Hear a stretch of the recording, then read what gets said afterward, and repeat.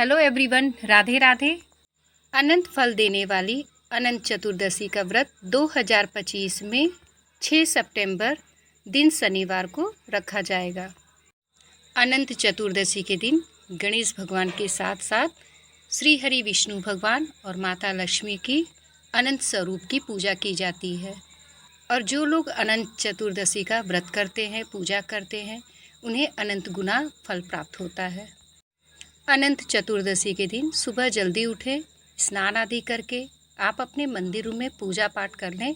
उसके बाद एक अलग से चौकी लगा लें और चौकी पर पीले कलर का वस्त्र बिछा लें, क्योंकि श्री हरि विष्णु भगवान को पीला रंग अति प्रिय है। इस दिन काले तिल को बहुत ही शुभ माना जाता है, तो काले तिल से हम आसन देंगे और आसन देने के बाद हम श्री हरि विष्णु भगवान के अनंत स्वरूप की फ़ोटो हो आपके पास तो आप फ़ोटो को विराजमान करें, या अगर आपके पास मूर्ति है तो आप मूर्ति को विराजमान करें। अगर आपके पास इस प्रकार की फ़ोटो या मूर्ति नहीं है जिसमें शेषनाग बने हुए हैं, तो आप अलग से मिट्टी से शेषनाग बना करके पूजा कर सकते हैं। हम भगवान गणेश भगवान को विराजमान करेंगे और दीपक जलाने से पहले हम संकल्प लेंगे। हाथ में फूल और तिल लेकर के हमें संकल्प लेना है, प्रभु मैं आपके निमित्त होकर पूजा कर रही हूँ और आप मेरी पूजा को प्रेम पूर्वक स्वीकार करिएगा। हम दीपक प्रज्वलित करेंगे और धूप भी हम जला लेंगे। दीपक जो है पूजा का साक्षी माना जाता है, तो हमें सबसे पहले दीपक को जलाना है। आज के दिन अनंत धागे का पूजा किया जाता है। ये आपको मार्केट में आसानी से मिल सकता है। अगर आपको मार्केट में नहीं मिलता है तो आप कलावा में 14 गांठें लगा करके आप बना सकते हैं। हम भाव रूप से स्नान कराएंगे जल के छींटों से। हमने गणेश भगवान को स्नान करा दिया है, श्री हरि विष्णु भगवान को स्नान करा दिया, हमने चौकी का शुद्धिकरण कर दिया है। सर्वप्रथम पूजा गणेश भगवान की जाती है, तो हम गणेश भगवान को चंदन से तिलक करेंगे और श्री हरि विष्णु भगवान को भी हम चंदन से तिलक करेंगे और शेषनाग पर भी हमने चंदन से तिलक कर दिया है। और माता लक्ष्मी को हमने रोली से तिलक किया है। आप सिंदूर से भी तिलक कर सकते हैं। वस्त्र रूप में हम कलावा अर्पित करेंगे। गणेश भगवान को जनेऊ जरूर अर्पित करें। अनंत चतुर्दशी के दिन गणपति गजानन का विसर्जन भी किया जाता है, तो आप अनंत चतुर्दशी के दिन गणेश भगवान की पूजा करने के बाद उनका विसर्जन करें। तो हमने माता लक्ष्मी को हमने लाल कलर की चुन्नी ओढ़ा दी है।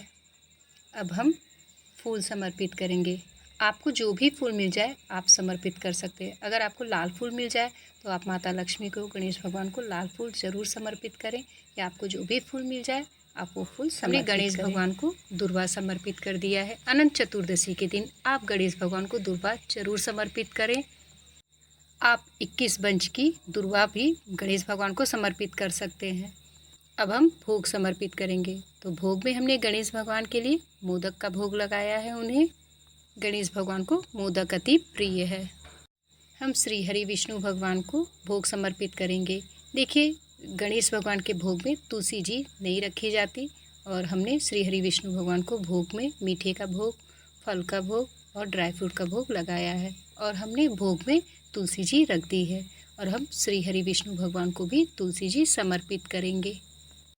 हमने भोग समर्पित कर दिया है। अब हम दक्षिणा समर्पित करेंगे। दक्षिणा आप जरूर समर्पित करें, क्योंकि दक्षिणा जो है पूजा में रही हुई कमियों को पूरा करता है।